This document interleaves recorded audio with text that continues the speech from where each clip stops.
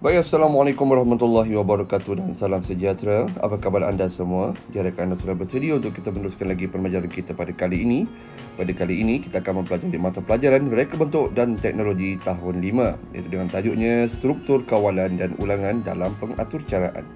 Untuk pembelajaran kali ini, standard pembelajarannya iaitu 6.3.2 menghuraikan struktur kawalan pilihan dan ulangan dalam algoritma.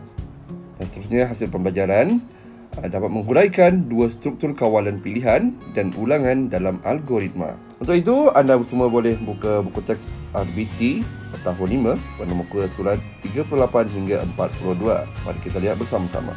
Cikgu Kartina membawa 3 orang muridnya ke Pusat Ekonomi Digital untuk melihat teknologi robotik. Cikgu, bagaimanakah robot ini boleh bermain bola?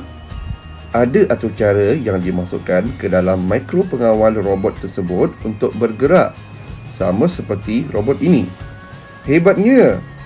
Saya ingin belajar membuat pengaturcaraan supaya boleh memberikan arahan kepada robot ini.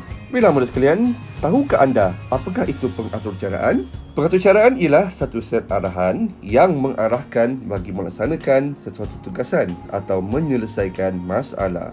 Pengaturcaraan terbagi kepada dua, iaitu yang pertama, struktur kawalan pilihan dan yang kedua, struktur kawalan ulangan. Bila seterusnya, anda boleh buka buku teks pada halaman 40, struktur kawalan pilihan. Struktur kawalan pilihan ialah satu langkah yang mempunyai dua atau lebih set tindakan sebagai pilihan untuk dilaksanakan. Sebagai contoh, mesin layan diri. Baik. Pada mesin layan diri ini, terdapat pilihan yang membolehkan kita membeli minuman yang berlainan. Dan tahukah kamu, terdapat 3 jenis struktur kawalan pilihan, iaitu pilihan tunggal, dui pilihan dan pelbagai pilihan. Baik, seterusnya apakah yang dimasukkan dengan struktur kawalan ulangan? Struktur kawalan ulangan mempunyai satu set tindakan yang sentiasa berulang sehingga syarat tersebut dipenuhi.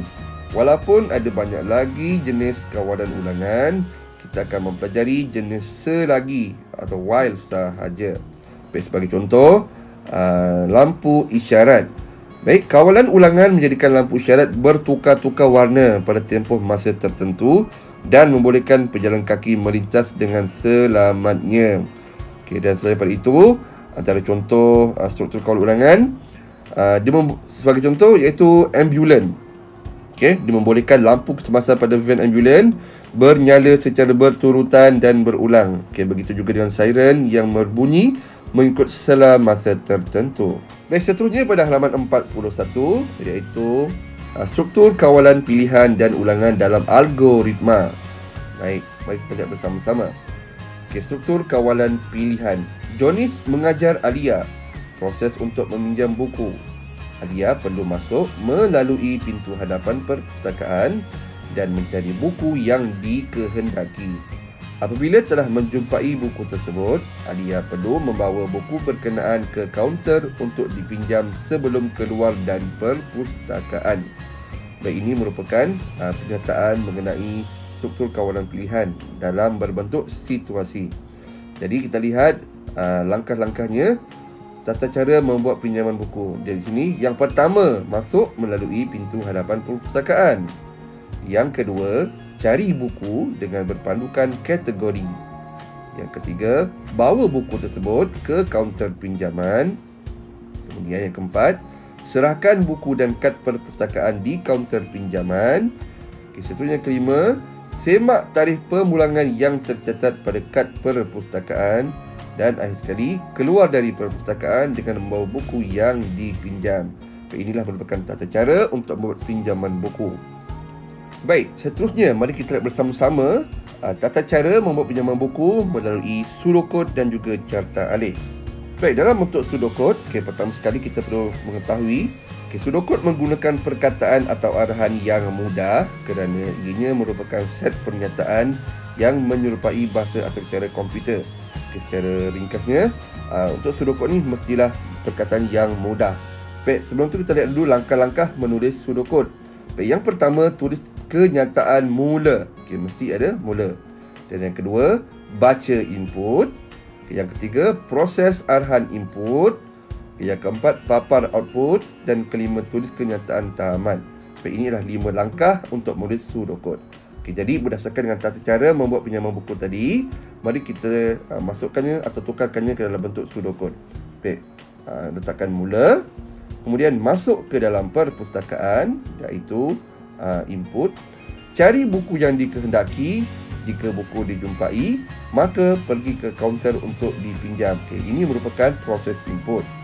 Tamat jika keluar dari perpustakaan. Baik, inilah papar output.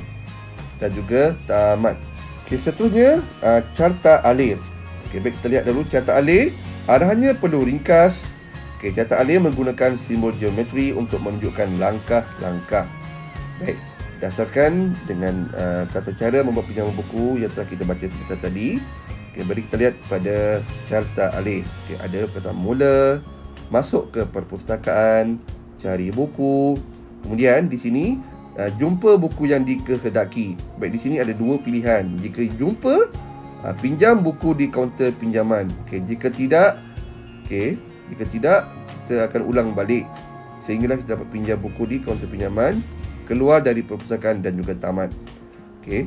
Bentuknya lebih kurang sama dengan pseudocode. Baik, mari kita lihat simbol carta alih. Baik, terdapat 4-5 simbol di sini dan juga serta nama dan fungsinya. Baik, setelah kita melihat pada pseudocode dan juga carta alih, saya kena percaya anda mula memahami perbezaan dan juga kaedah untuk menulis pseudocode dan juga carta alih. Seterusnya, mari kita lihat bersama-sama contoh antara pernyataan masalah serta pseudocode dan juga carta alih. Baik, berikut merupakan contoh pernyataan masalah. Jonis dan rakan-rakan mempunyai latihan sukan di padang sekolah. Mereka perlu beratur di trek larian. Cikgu mengarahkan mereka agar membuat larian sebanyak 3 pusingan untuk memanaskan badan. Berdasarkan pernyataan masalah ini, kita lihat dalam contoh pseudocode. Dengan perkataan mula. Kemudian beratur di trek larian, berlari perlahan mengelilingi trek, selagi belum cukup 3 pusingan, teruskan larian. Baik. Tamat selagi. Tamat. Inilah bentuk pseudocode. Seterusnya carta alih, mula, kemudian beratur di trek larian, berlari perlahan mengelilingi trek. Kemudian belum cukup 3 pusingan. Jika belum, teruskan larian. Sekiranya sudah cukup 3 pusingan, kepada tamat. Baiklah sekalian, saya kena percaya anda lebih memahami kaedah untuk menulis pseudocode dan juga carta alih berdasarkan pernyataan. Untuk itu, mari kita bersama-sama membuat latihan. Baiklah sekalian, saya kena percaya anda telah memahami pelajaran kita pada kali ini, iaitu struktur kawalan dan ulangan dalam pengaturcaraan. Dan kita akan menyambung tajuk kita pada waktu yang akan datang. Sekian, wabillahi taufiq wal hidayah. Wassalamualaikum warahmatullahi wabarakatuh. Bye-bye.